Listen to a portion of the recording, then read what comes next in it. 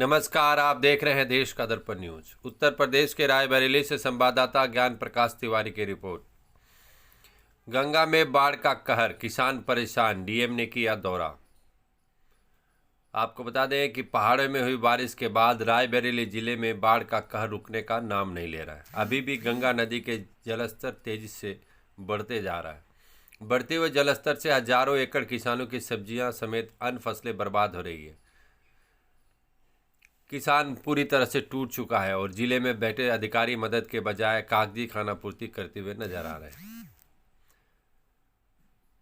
बाढ़ में के बीच उन किसानों के खेत में अधिकारी पहुंचे और किसानों का दर्द जाना। पेश है एक रिपोर्ट। रायबरेली में सरेनी और डलमऊ क्षेत्र में गंगा नदी का कहर देखने को मिल रहा है। आप तस्वीर में देखिए किस तरह से दूर दूर तक हजारों एकड़ किसानों की सब्जियां की तैयार फसल और धान की फसल समेत अन्य कई फसलें बढ़ती हुई गंगा नदी के जल में डूबती हुई नजर आ रही है। यही नहीं, पिछले 4 दिनों से बराबर जलस्तर बढ़ता जा रहा है। बढ़ते जलस्तर को लेकर किसान अपनी फसलों को तेजी से जिस हाल में है उस हाल में उसे निकालने में जुटे हुए।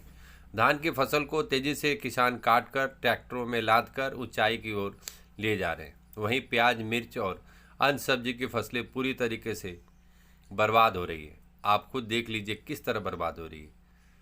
कुछ किसानों ने प्याज की फसल को उखाड़ने में लगे हुए हैं।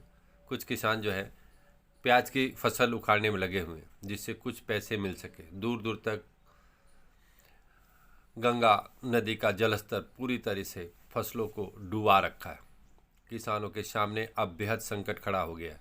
गंगा तटीय क्षेत्र में जिस तरह से सब्जी की खेती करके रायबरेली समेत प्रदेश के अन्य जिलों की मंडियों में किसान सब्जियों को पहुंचाते थे, लेकिन जिस तरह से पहाड़ों में हुई बारिश के चलते गंगा नदी के पानी ने जिस तरह से कहर बरपाया है उसे किसान पूरी तरह से टूट गए। किसानों का कहना है कि ऐसे संकट में अधिकारी भी महज खानापूर्ति करते हैं और मौके पर ना पहुंचकर एक ही जगह खड़े होकर आकलन करके खानापूर्ति कर रहे हैं। किसानों का कहना है कि कर्ज लेकर सब्जियों की फसल उगाई और अब कर्ज के पैसे किस तरह दे पाएंगे, परिवार कैसे चलेगा। यहाँ तक कि इसी फसल के सहारे किसान अपने बेटे बेटियों की शादी भी करते हैं, लेकिन अब कोई सहारा नहीं दिख रहा है। सर, आपने निरीक्षण किया बाढ़ प्रभावित क्षेत्र का। सर, क्या मिला? सर, क्या क्या सुविधाएं दी अभी यहाँ पिछले 1-2 दिन से थोड़ा सा गंगा का जो जलस्तर बढ़ा है उसके कारण कुछ जो खेतों तक पानी आया है, जो आबादी है वो सुरक्षित है।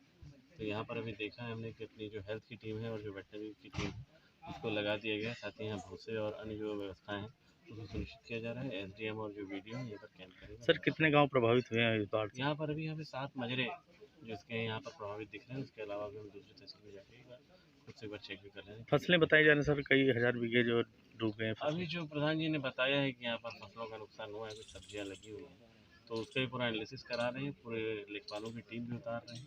तो उसमें जो भी शासकीय रूप से जो भी उचित होगा और जो भी व्यवस्थाएं होंगी वो अच्छी रहेंगी। भूसे की व्यवस्था रहेगी, खाने पाने की कोई समस्या यहाँ पर नहीं है।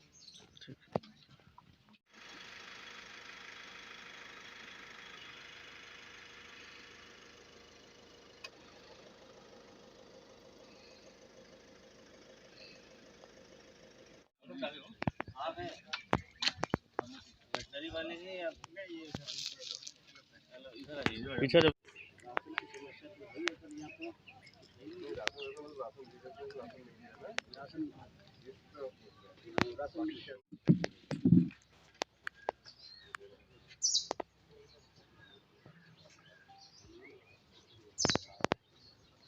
नहीं, वो ठीक है। आप एक काम करना, सुनो